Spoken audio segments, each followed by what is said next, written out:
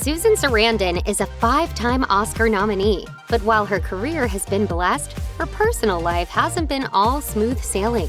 She and long-term husband Tim Robbins called it quits after 23 years. Here's the real reason the couple went their separate ways.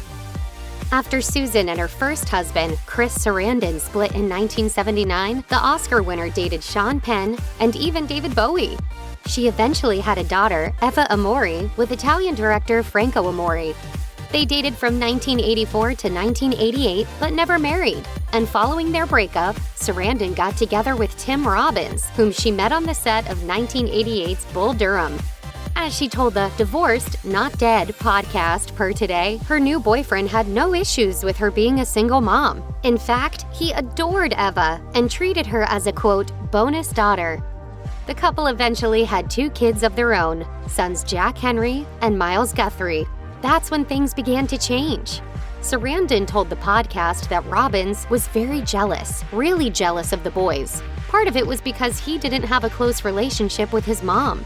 She also told The Guardian in 2014 that relationships, when you don't have children, can be very different from when you're nesting and expect a partner to be there on certain other conditions. Jealousy may also have come into play because they shared the same career. As Sarandon told The Guardian, fame can be a blessing or a curse when 2 actors date. She continued, that's the problem when 2 people are in the public eye. Do you feel bad when they come and ask you for an autograph and not him?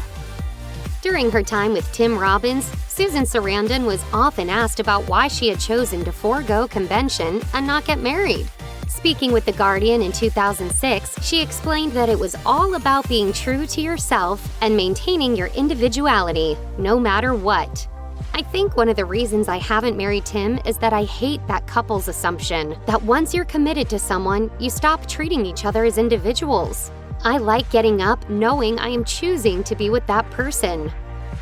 In an earlier chat with the Times of London, Sarandon was a bit more tongue-in-cheek about her worries over legal matrimony. I won't marry Robbins because I am too afraid of taking him for granted, or him taking me for granted.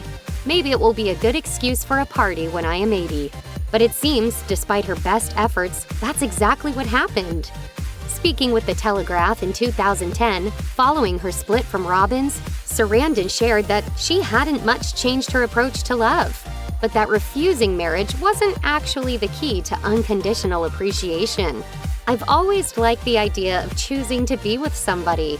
I thought that if you didn't get married, you wouldn't take each other for granted as easily. I don't know if after 20-something years that was still true.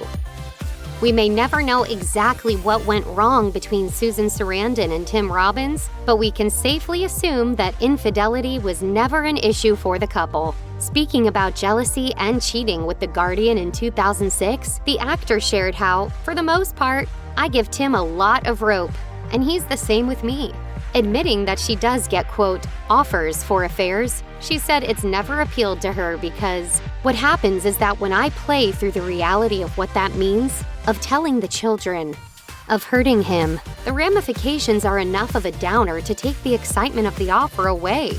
And in an interview with The Telegraph, she said, throughout my life, I've been with so few people. I never had that kind of free love 1960s. I was slow to lose my virginity. One thing is for sure, it's clear there's no bad blood between Sarandon and Robbins. The exes have been publicly spotted many times since their split, including having lunch with son Jack in Venice, California in 2017. When AARP asked Susan Sarandon in 2014 about the reason behind her and Tim Robinson's split, she once again refused to offer any one specific reason. But she did reveal that her 2009 Broadway stint in Exit the King was a definite aha moment and a turning point in their relationship. As Playbill notes, the play, written by Eugene Ionesco, is an absurdist drama which follows King Baranze I in the final day of his life, surrounded by a decaying kingdom, as he refuses to acknowledge death and slowly acquiesces to its reality. Starring in the comedic role, which tackles the idea of mortality, pushed the actress to confront her own biggest fear. As she told AARP, "The only thing I'm really afraid of is death. I still haven't gotten to the point where I think that's cool." By being cast in the production, she was forced to assess her own future, and it was a game changer. You can't do a meditation on death and stay in a situation that's not authentic. It made me examine where I was in my union and in my life, and to have discussions about making changes. Those discussions may indeed have been the catalyst that made Sarandon and Robbins conclude that their relationship had run its course. Tim Robbins is actually 12 years Susan Sarandon's junior, and although her next boyfriend, screenwriter Jonathan Bricklin, is 31 years younger than her, Sarandon has made it clear that she doesn't look for partners based on their age. Instead, she just searches for a true connection.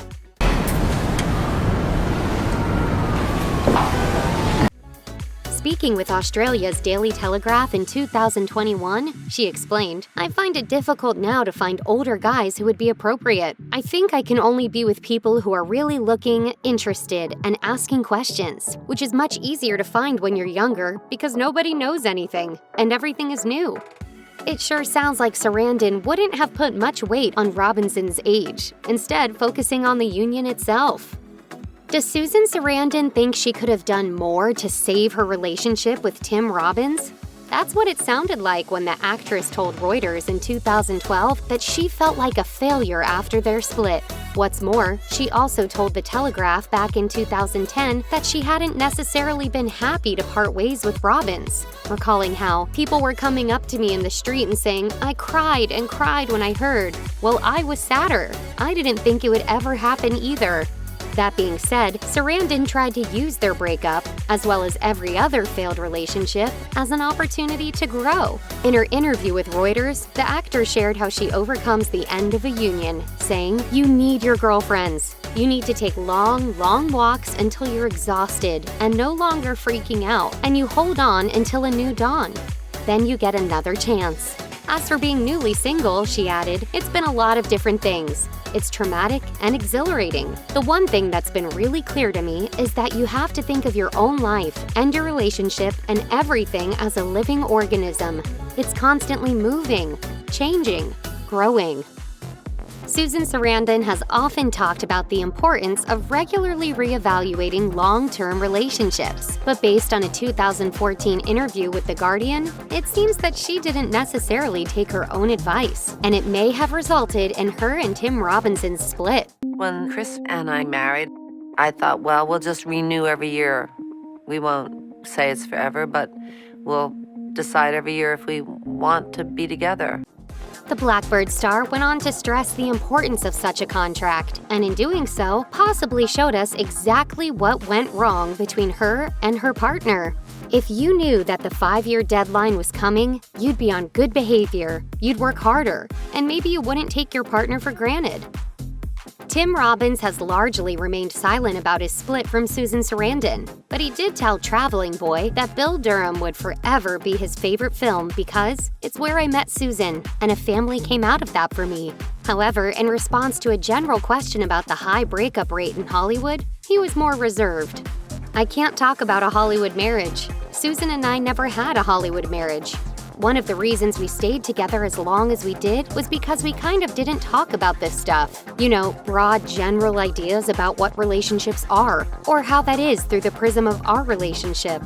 In what is one of his only public sentiments on his split from Sarandon, Robbins concluded, "It's an area that I've always refused to talk about because personally, I don't think it's that interesting, and I also just don't think I know anything insightful about this subject." The actor similarly told AARP that keeping his private life private has always been important, and that his secret to happiness is not letting the outside world in.